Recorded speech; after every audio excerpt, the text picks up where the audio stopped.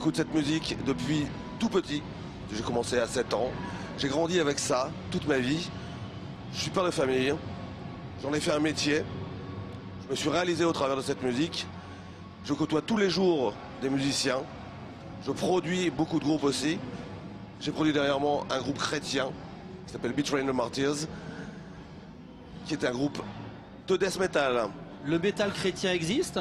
Eh oui, il existe. Il y a beaucoup de groupes effectivement qui se revendiquent chrétiens.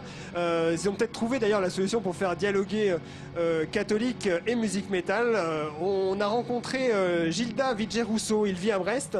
Le dimanche, il joue de l'orgue à la messe et la semaine, il répète avec son groupe de métal Stamina, qui a obtenu le prix SACEM de la créativité en 2006. Et c'est Florence Le Gall qui l'a rencontré à Nantes. Quand Gilda prend place derrière un orgue, il ne cache pas ses piercings, ses tatouages et même ses vêtements noirs. Contrairement aux apparences, il est croyant et depuis plusieurs années, c'est l'organiste de la paroisse de Brest, n'en déplaise à certains. Est-ce que mon style est inconvenant dans une église? Je sais pas, j'espère pas. J'espère n'offenser personne, surtout pas Dieu.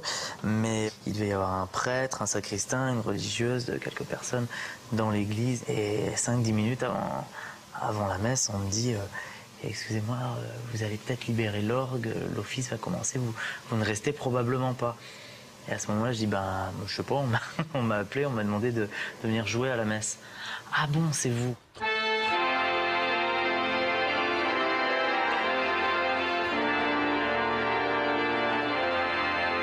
Alors à l'origine, j'ai une formation pianistique en fait. J'ai fait du piano de mes 7 à mes 14 ans. Et c'est vraiment plus tard, accidentellement, on va dire, je me suis retrouvé à l'orgue dans une paroisse. C'est un très grand privilège en fait de pouvoir permettre à une assemblée, à une assistance de prier. Les goûts de Gilda ne s'arrêtent pas à la musique liturgique, il a même fondé son propre groupe de métal. Stamina, c'est du métal électro-oriental, donc je pense que tout est dit dans l'énoncé.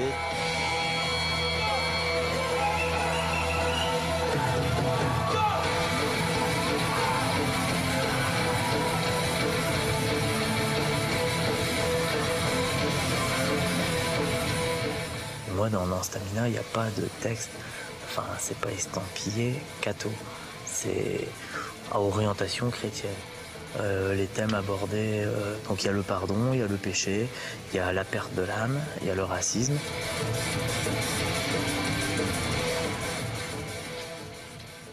Voilà, la transition se fait le plus naturellement du monde. Moi, ce qui me nourrit complètement, c'est la musique. Donc partant de là, que ce soit sur scène le samedi soir et le dimanche matin, je poursuis mon rêve en fait. C'est mon oxygène, la musique véritablement.